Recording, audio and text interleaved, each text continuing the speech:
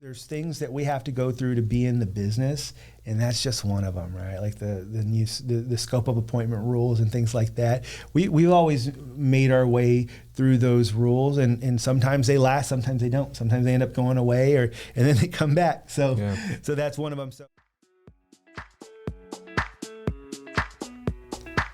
Hey everybody, I'm Raul Gonzalez. And I'm Oscar Ibieta. And our show is called Medicare Agent IQ, and the point of our show is really to help agents to be more successful in Medicare.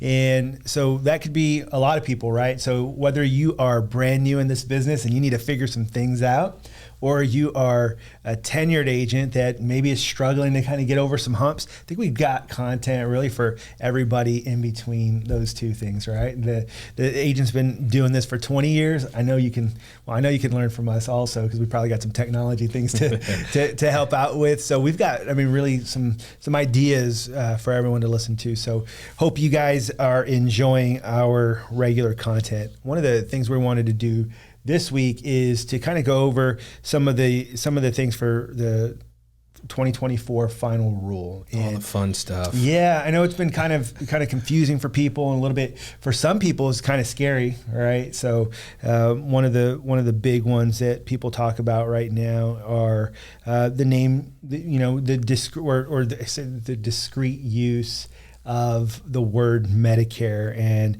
it's open for interpretation. Right. That's kind of the hard thing. But as an agent, what does that mean, Oscar? How am I supposed to write Medicare business if I can't have the word Medicare in my name, on my business card, on my table? What does all this stuff mean to me? Yeah. How's it going to impact me for 2024? What specifically the rule says, and we're kind of going through, and so all the carriers are kind of putting out their interpretation. So the way that these things work is that CMS actually puts together these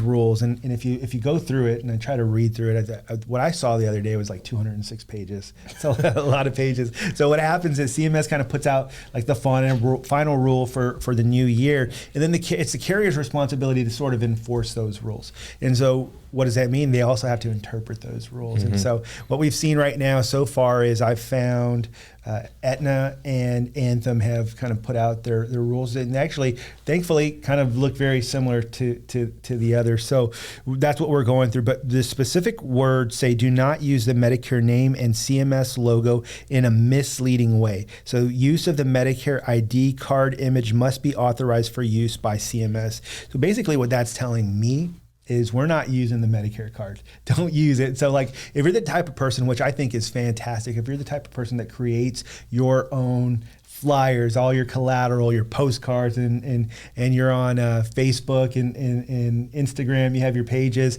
and you're using the Medicare card, it's time to stop. Yep. Yeah, and what it is obvious, so how we've talked on other podcasts that things go full circle, right? Where there was a time when back in the old days, we were not allowed to use red, white, and blue. we weren't allowed to use the eagle symbol. We weren't allowed to use Medicare in the name at all. So they've kind of brought some of those rules back, but a big part is you really probably won't be using the Medicare ID card. Right. We couldn't have it out there when we were out marketing. So just know that agents were able to be successful even without having the Medicare card. So just to give you a little peace of mind, we've done it before. We've been there, yeah. So don't be too worried. I will say that it was helpful to have the Medicare card in places, and what it does. The reason is again, we're not trying to mislead people, but having that Medicare card is helpful because when people just kind of look at a distance, they recognize that card and say, hey, I had a question on that. Right. That's the only thing that's kind of frustrating about it. And there are still ways to do it because it says specifically here that it must be authorized for use by CMS.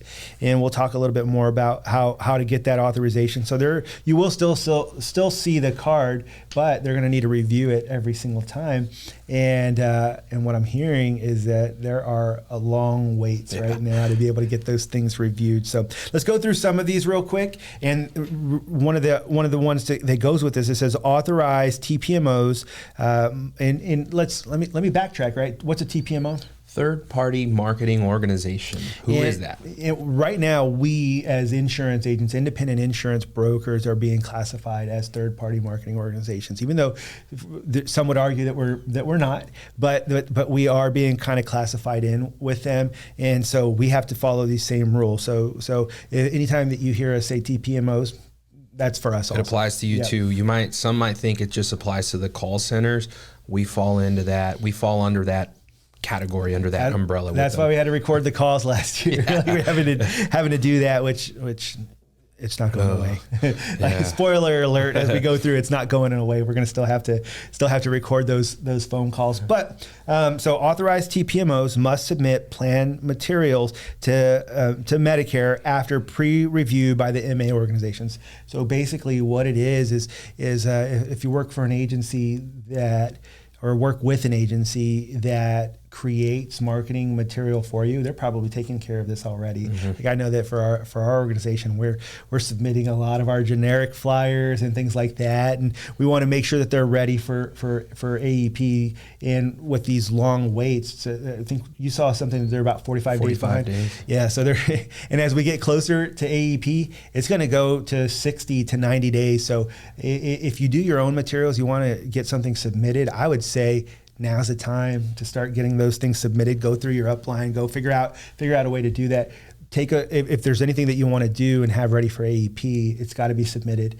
And it's just one of those things. And it's we've talked about this a lot. There's things that we have to go through to be in the business, and that's just one of them, right? Like the scope of appointment rules and things like that. We've always made our way through those rules, and sometimes they last, sometimes they don't. Sometimes they end up going away, and then they come back. So that's one of them. So we do have to submit any generic plan materials, specifically ones that mention benefits is a big part. And what we mean by mentioning benefits is not just actually like $1,000 in dental. What we're talking about is if you mention the fact that a plan has dental, you need to get that submitted. Yeah. And I know that can be kind of a frustrating thing. I don't know. Are there a lot of agents that do create their own collateral? You don't see it a lot. Usually it's stuff that's already, agents will pull it from like the carrier site. So anything that you pull from a carrier site, if there's collateral that you can put together, know that stuff is probably already approved and it's in the works if it's not already there, which usually we don't start seeing stuff for the next plan year. Probably until August, maybe August, September is when the carriers will start doing that. But no, I mean, usually the stuff is done through whatever upline that you're partnered with, whatever FMO that you might have your contracts through. A lot of times they just get that stuff done through them, but I don't really see a lot of agents creating their own, There are a few. Like we have one in Austin that she's always kind of created her own stuff, and which I think is fantastic. And I think what that shows is an entrepreneur mind. Hopefully one day they start an agency, right? Because they're willing to do that. And but so if you're an agent that does do that, I would highly recommend starting to get those things submitted as soon as possible. So that's an important takeaway right there. Or I guess the next one that I want to point out here is superlatives may not be used. Guess what? You were never supposed to use superlatives. It's always been a thing. Yeah, you're not supposed to use words like best or the most coverage or anything like that. Even if you've seen, and you can actually use the word, this could be better than what you have, but you just can't say like this is the best one or this has the most coverage, even if it does. So like if you're looking at the plans in the area and you say, well, this plan has 5,000, has the most coverage, you're really still not supposed to say that. And there's a lot of reasons behind it, and really what they're trying to do is trying to give off the impression that any plan is better than the other ones. Right? Even though that could be better for the individual, to blanket statement say, hey, United Healthcare is the best plan in the area. That's not true for everyone, right? What if none of their doctors are in it? Is it still the best? Not for them, right? So we have to be careful about those words, but we really were always supposed to. So I don't know why they've decided to kind of reintroduce this as a rule, but superlatives may not be used and should not have been used in the past anyway. So maybe it's there as a reinforcement. Yeah, just kind of, hey, just a reminder, stop doing this. Well, because what we've seen a lot is from a lot of the commercials, and I know poor Joe Namath gets a lot of slack from guys like us, right? But those commercials have really kind of come out and a big part of all of these rules that we're getting, the new updates, come from those commercials. Yep. Jimmy Walker, that guy also, he's a big part, or not him, but those commercials are a big part of why we're doing this, because what they're doing is kind of throwing out blanketed statements, and they're doing it for all markets, and it's causing some confusion, and people are thinking that they're going to get things, which brings us to the next one. Do not advertise plan benefits outside the service area. So as an agent, you probably don't have to worry too much, but I will say a couple of things on that. If you have any thoughts as an agent, how this might affect? The only thing that comes to mind, I think of like the commercials, right? That's what I'm thinking. So I can't really think of how it would apply to me, like from an agent standpoint, but that's the thing that comes to mind. Maybe if you're sending out mailers. Yeah, I'd be careful about mailers, and also so if you have this mailer that you really like that talks about dental and things like that, but you send it to one of these rural counties without any dental coverage on their plans, well, now you've advertised to outside of that service area or grocery card, right? Grocery cards aren't available in every market, so I would say they're available in very few markets, right? And so, like, even if you live in this big metro area, and then you start looking outside of that area, you're like, oh man, if you could get in a car and travel 60 miles from city center of San Antonio, and you will find a county that doesn't have the grocery card benefits. So if you're advertising to that same, because it's cheaper, right? If you send out postcards in bulk, it's cheaper to do it, but you'd be out of compliance, and so you need to be careful. Also, like on Facebook, if you're doing some Facebook marketing, and you need to make sure that it's going by county, right? Make sure that you're not sending it out to one of those counties where these things are not available, and the reason it's important, even though as agents that's not as big a deal for us, it's really exciting to know that you're not going to see all those misleading commercials anymore. So or we'll see how they change them. Right? Those are our hopes. They'll still maybe find a way to kind of, I think what they're trying to do is cause an excitement, right? And so who knows how they'll do it this year, or maybe they'll just put it in certain markets where they have it, but it's really hard to advertise on TV just in these counties, so they'll probably scale that back quite a bit. The other big one is the give back plans, right? There's not a give back plan in every market, so everything you just said, that applies to that too. Yeah, absolutely. Next one is the MA organization name or marketing name as listed in HPMS must be identified in the marketing of any products, plans, benefits, or costs. Again, this one as an agent might not affect you as much, but basically what we're seeing this a lot in, if you've ever, so full disclosure, I've ended up on a call list for one of those people before, and I ended up on there, and I still to this day get calls constantly. They think I'm a senior, and you get them all, like people who say, I'm calling from Medicare. Like, no, you're not. I know that as a matter of fact, but I've gotten put on those lists. So what they're trying to do is they're trying to control who can actually send out.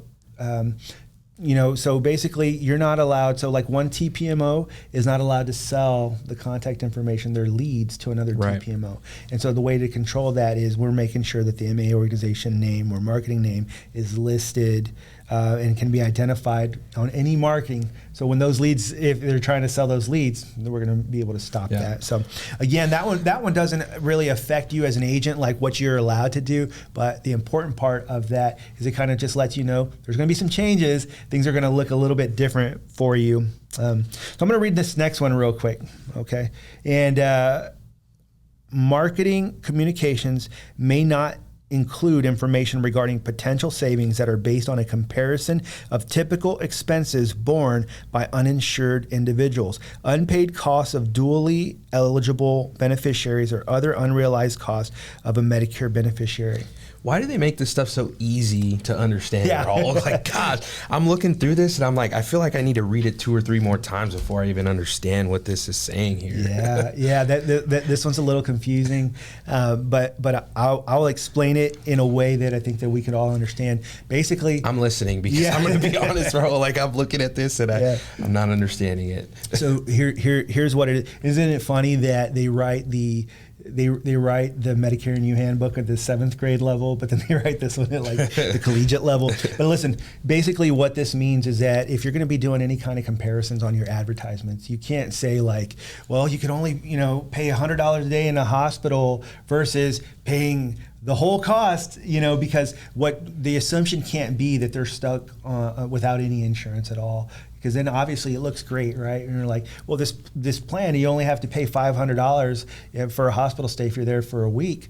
Where where if you had nothing, you'd be paying $100,000. Well, that's not a fair comparison, $500 versus $100,000. You would want to compare it against what Medicare is covering. Make more sense? Okay. So again, these aren't things that agents are typically doing. And so we'll go ahead and move past this, but I will say it's important for us to know that this could help control some of those crazy calls that we've been getting, from people with their Medicare commercials that they've been seeing. So this is a big one, and the way that I've understood it is that this has always been the rule also, but the next one is visiting a beneficiary without an appointment is always prohibited, even when the beneficiary has expressed an interest in MA products. And so here's, I think, why they're having to reiterate this is there's a lot of final expense agents that have moved into the Medicare world, and I've always, we've always known final expense agents, and what they've said is if you call a lead 5 or 6 times and they don't answer, just drop by the house, just knock on the door. That makes sense, and final expense continue to do that. And Medicare supplements continue to do that. But if you're marketing Medicare Advantage, don't do that. We've never been allowed to just drop in on somebody. It's always been against the rules, and so they're just kind of reiterating that. We continue to do that for final expense, continue to do that for Medicare supplements, but let's not do that for if you're there to market Medicare Advantage. And I want to also just tell people, when you're actually doing that, if you have the right heart, right? If you go into like a super low income area and you say, well, I was there to market Medicare supplement, like realistically, if you're dropping in on someone in one of those low income areas, oftentimes, especially in a market like San Antonio, where most people in those low income areas are enrolling in Advantage plans, realistically, you're probably trying to look for something else. So I always say just kind of always do the right things for the right reasons, and you'll sleep very, very well at night. And even, so the second half of that, I want to touch on that. Even when the beneficiary has expressed an interest in Medicare products and an MA product. So what that means, right, when you're an agent, you're out working the field. If you're working retail, if you go out and do an event and you meet a lead, you get their information, you get their name and phone number, but you don't set an appointment, but they've expressed interest and you have their information. And if you have their address, if there's no appointment, you cannot just go and door knock and say, hey, do you remember I met you at this event out here? I've been trying to call you I was just in the area. I wanted to drop in and see if you had some time to sit down and talk about your Medicare plan. Yeah. Am I interpreting that correctly when I say that? Yeah, you're not supposed to do that. Yeah, that and also I think another thing would be the lead card, right? Yeah. Yes, I'm interested in Medicare Advantage information. So if they get a lead card like that, that's what people are saying. But no, they expressed an interest. No, doesn't matter. Don't drop in at their house. Yep. And I guess the reason that they're trying to do that is, again, to protect the seniors. If from pressured sales, right? Like it's pressure when someone just drops in at their house or things like that. Mm-hmm. There's kind of a gray area. I was talking to an agent just yesterday who was saying that the client left a voicemail and said, hey, drop by tomorrow sometime. Anytime, just drop by when you get a chance. I'll be there all day. And so they left a voicemail. And so they were kind of dealing with some things that they got a complaint.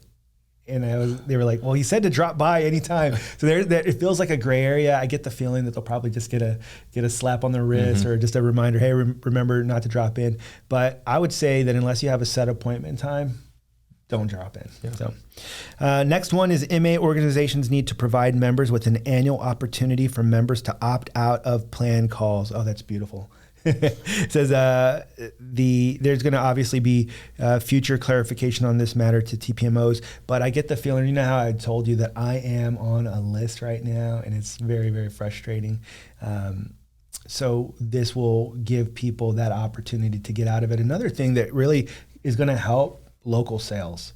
Because, the truth is that there's been a lot of people enrolling over the phone, and it's because they're calling all the time. And so when these calls are being eliminated again, people are going to be seeking out people to enroll with, and they're going to probably seek local agents. Yep. So that's going to be helpful. So again, that doesn't really affect us too much, but we're just kind of going through all of the key points. So MA organizations holding education events may no longer set up future personal marketing appointments or have beneficiaries complete the scope of appointment forms at these events. Oscar, quick question for you. When you started in Medicare, were you allowed to collect a scope of appointment or even set a Medicare appointment? Nope. Okay. So we've been able to manage through this before, right? Yeah. So that's a big thing that I'll let people know. So like when we used to do educational events back when I started this, you used to be able to just kind of set up a table, put your business card out, and you could tell people, if anybody's interested in talking to me in the future as an insurance agent, feel free to grab one of those cards. You couldn't hand them out. You couldn't do any of that. So all of that to say, they still work. Educational events will still make sense, continue to do them, but just know that we're going back to the old rules. And actually not even, you're still able to give your business card. So it's still not as, we had some strict rules back then, and so it's still a little bit easier than it was before. So next one is marketing events are prohibited from taking place within 12 hours of an educational event in the same location. The same location is defined as the entire building or adjacent buildings. What this is trying to do, and this does directly affect agents, what they're trying to do is make sure that you're not going to go in and say, after your educational event, at the end of it, say, go ahead and go next door. We have this wonderful sales presentation for United Healthcare afterwards. That's not so you're not bringing people in to an educational event just to say, let's go ahead and do that.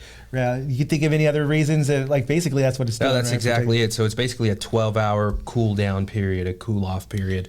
So you cannot, because an agent would do just that. I'm gonna schedule this educational event, and then as soon as from 10 to 11, and then I have a sales event scheduled from 11 to 12. So hey everybody, thank you for coming to my educational event.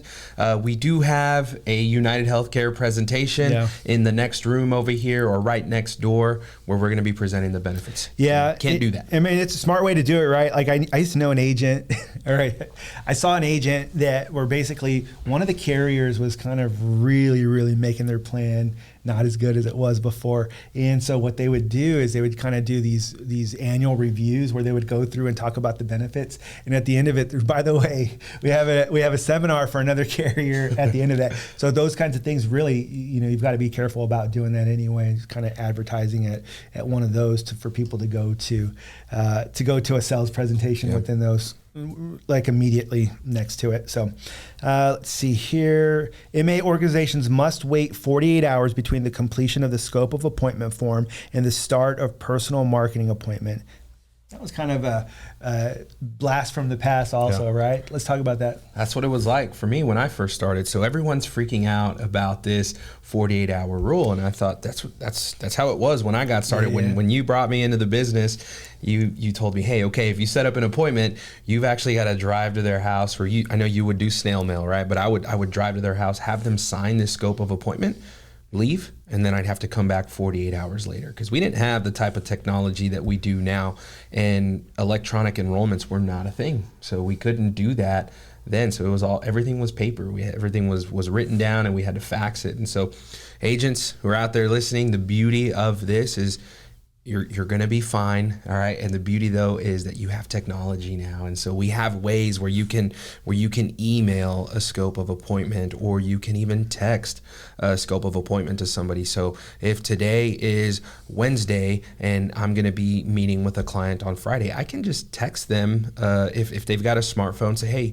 I'm going to text you this scope of appointment form. Basically, it's you giving me permission to come out and discuss these benefits with you. If you could do me a favor and get that signed here when you get this text message, and I'll be out there on Friday so that we can discuss the benefits. Just a couple of quick notes on that. This does not apply if you're working like at a retail location. Yes, I'm glad you said that. Yeah. So if like you're working at a grocery store, and you're sitting there and someone comes up and says, I want to talk, I would like to enroll in a plan. If you do the enrollment right there, go ahead and do it. don't go to their house afterwards. Yeah. Yeah. So like if it's right then and there when they came up to you, you can go. But if you set up an appointment, do it for 48 hours. Yeah. It's just kind of the way that it works. And the way that I understand this is that this applies to telephonic enrollments as well. You still have to give them 48-hour kind of cool off period to be able to do that from. But that would be an outbound call, right? I mean, I don't even understand how that works, because if it's an inbound call, can you? Oh, that's a good question. Right. So the way that it's been explained to me is that they have to, but I think that if it is an inbound call, you should be able to enroll it right there. More to come on that. Yeah, I mean, that's why we're doing this, though, right? That's exactly why we do this, to kind of to figure out, how these rules are going to impact us when we're out in the field. And did we even mention when these rules go into effect? We talk about that?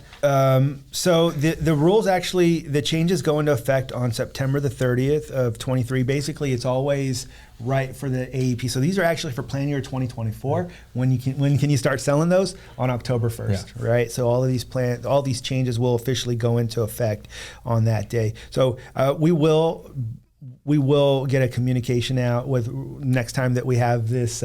Next time that we do the podcast, we'll make sure that we touch on that. So scope of a appointment is in a business reply card or a request to receive additional information is valid for 12 months following the date of the beneficiary's signature date or the date of the beneficiary's initial request for information. So that's a change also, which is kind of good. So it's not basically when someone fills out a business reply card that you can call them forever. Mm-hmm. And the way that I've always understood that is that I always thought we had less than a year. Yeah, I thought so too. Yeah, I always thought that it was like, and so if anything, this kind of feels like it was giving us more time to do it, because a lot of times the way that I understood it before, and it could have changed, but it had to be within a reasonable amount of time, right? Like, so maybe 3 months, but now they're giving us a year. So just keep calling those leads, and you've got a year to try to turn that into a sell. And the pre-enrollment checklist must be provided prior to enrollment, including telephonic enrollments.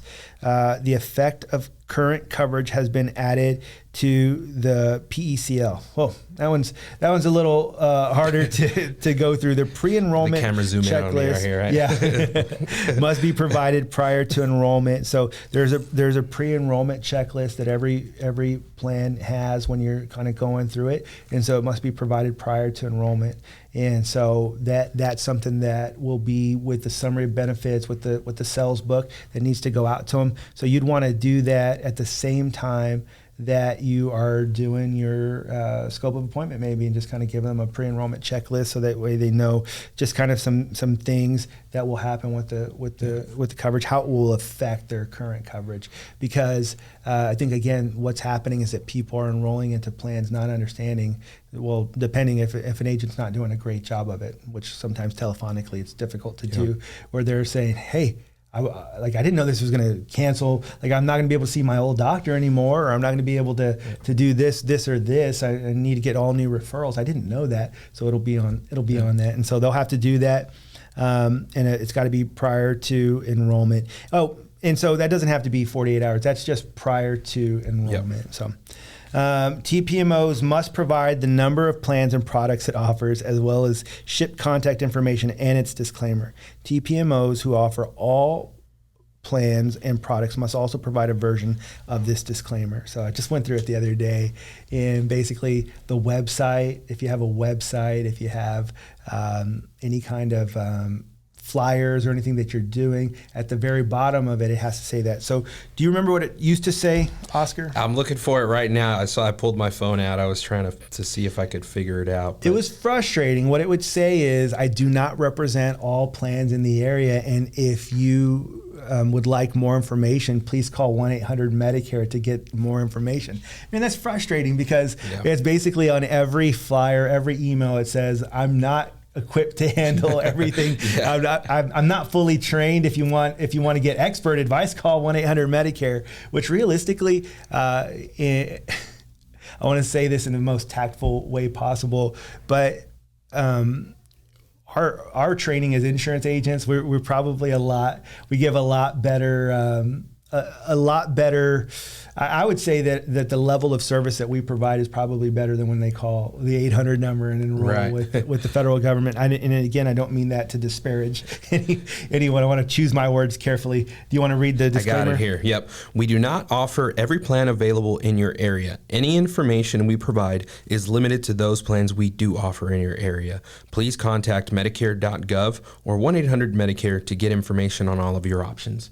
So that's what you mean, right? It's frustrating. Basically saying, hey, I don't offer everything that's available in this market. So if you want more information, call 1-800-MEDICARE. Yeah. It's and so it still says if you have more questions, you can call 1-800-MEDICARE, but it doesn't like kind of word it that way. That's in a way to steer them back to 1-800-MEDICARE. But the new disclaimer does say, you know, I represent nine carriers in the area, and those 9 carriers represent 43 different plans. That's what I did for our website the other day. It's so difficult because every like if you do it on a website and you're available in all of Texas, or if you're available in several states, it makes it difficult. We have to, but there's ways to get around it. And the last one we want to go through real quick is TPMOs must record all marketing, sales, and enrollment calls, including the audio portion of calls via web-based technology in their entirety. Other calls have been excluded. So, it's hard to explain because the way that I understood it, the other calls were already excluded. Right.